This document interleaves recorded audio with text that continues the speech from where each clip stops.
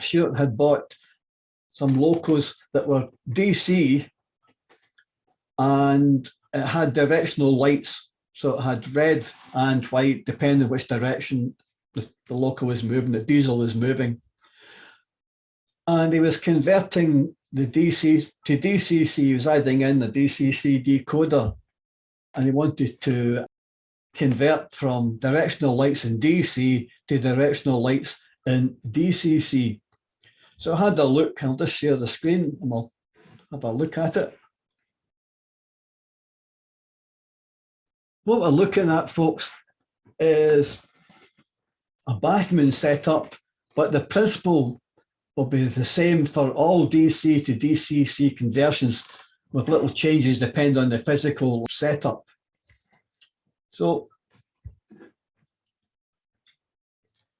you'll see here, we have the red lights and the white lights, 2 reds, 2 whites, and they light up depending which direction. Obviously, if it's going forward, the white lights illuminate. If it's going the other direction, then the red lights illuminate. And that's the ones that come as standard in this particular Loco and are DC controlled. The power is picked up from the track through the wheels, goes up to a pair of wires, and they then connect to this little module. That's the LEDs that you see poking out here. So behind that facade there is that little piece. There's nothing on the board except 4 LEDs, and then these 2 wires go to the pickups. So it's essentially just something like that. Picks up from the track,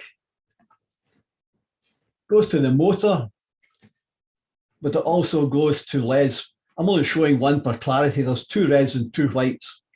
But the LEDs, as you'll see, are wired in the opposite direction from each other.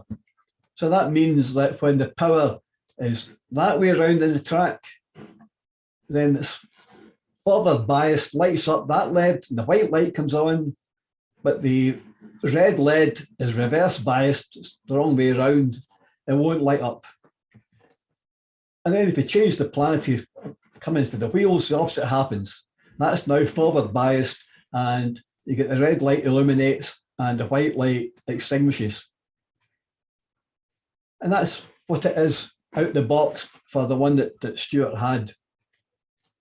He bought a kit to do the conversion, which was £24 basically. I don't know whether he paid postage on top of that, but the kit itself cost the best part of 24 quid.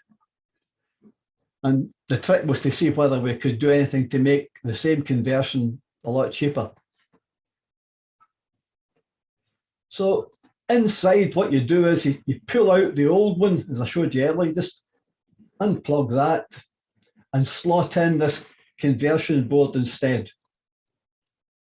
Though in the 2 wires, this new conversion board has got 3. You'll see a red, a blue, and a yellow going to each.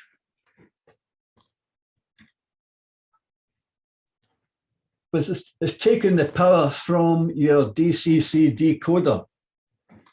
And the standard way that this kit is adopted is there's a blue connection on the DCC decoder, which is always plus. It's always positive. And you've got 2 other lights for the front and rear headlight, which is a white wire and a yellow wire. And if you bring the white connection low, then it's high voltage at one end, low voltage at the other. That's going to illuminate. If you bring that one low instead, then the red LED comes on. Simple as that. So I was converting from what I had earlier to that method. And you'll see there's a decoder, and the kit shows you 3 wires that you take from the DCC decoder to feed the LEDs via this little connector here. The rest of it is solderless, but you have to solder the connection between the DCC decoder and that kit. What's in it? At first, Stuart thought it had some electronics in it, but in fact, what it's got is 4 droppers. You'll see one there, and there.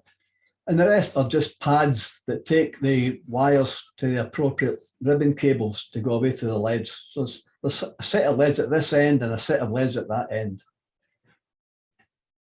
That's what the original looks like in terms of wiring, just two wires, two reds, two whites, the reds and the whites wired in the opposition to each other. We want to change that, to the three-wire system. So there's the positive coming from the decoder, feeds all the LEDs, but only the whites come on when you bring that one low, only the reds come on when you bring that one low. So it's a matter of converting from that to that. Well, one of the things we can do is, and this applies to Stewart's Loco, but the same principle applies. We have to take one of the LEDs and reverse it, because we need them all to be in the same plane. They're all going to have their anodes at the same direction. In this case, it involved a couple of cuts in the track and a couple of wires between the old board that's now modified to the decoder. You've got to add your own droppers and probably still have a little distribution board. So that's what we're trying to achieve. The left-hand side is the little new panel that you've either bought from that kit or you've modified yourself from the original panel. And the same on the right-hand side. And what you see here in the middle is the little distribution board that the kit provides, including the 4 dropper resistors. So we want to get to emulate that. Well, there you go. We can make our own distribution board out of a small piece of Vero and put on 4 droppers. Hopefully you can just see the white wires against that background. So you're still having 3 wires that go along to the LED board, 3 wires here going to the LED board, and 3 wires here going to the decoder. And in between each LED, we've got these droppers. We're using surface mount resistors. If you don't fancy that, you can do the exact same thing in a bit of Vero board, just using standard resistors.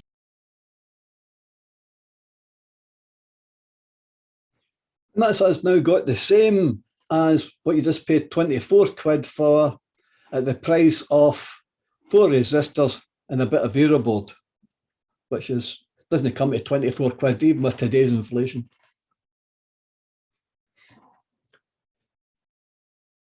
If you've got a situation where the Loco isn't on its own, of course, you have to have the white and the red LEDs at the end of the last coach in the train. So you have to extend the 3 wires through.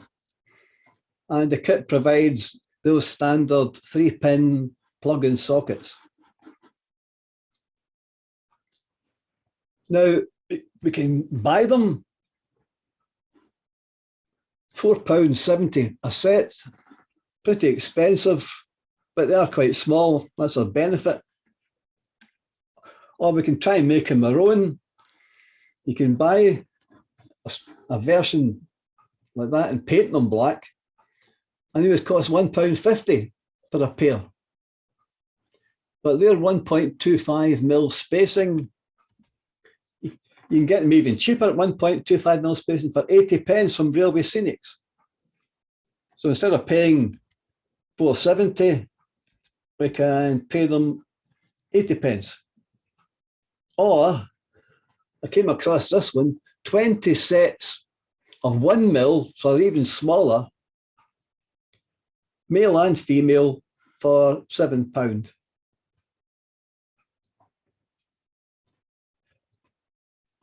And the benefit of this one is, instead of having a wire coming out each coach and joining in the middle, you could mount those little sockets there on the end of the coach and just have one wire coming out from the other coach with a plug in the end, and a plug from coach to coach. The benefit of that method is, if I go back to look at what comes with it, Stuart found that this width here was such that when it came round corners, the coach was coming off the track. It wasn't flexible enough. Whereas if all you had were some wires going between the coaches, they're much more flexible and much, much cheaper. And there's just it being an example of it in use. If you move the loco forward or reverse, or in reverse, the red lights come on. Forward, the white lights come on. Reverse, red lights come on.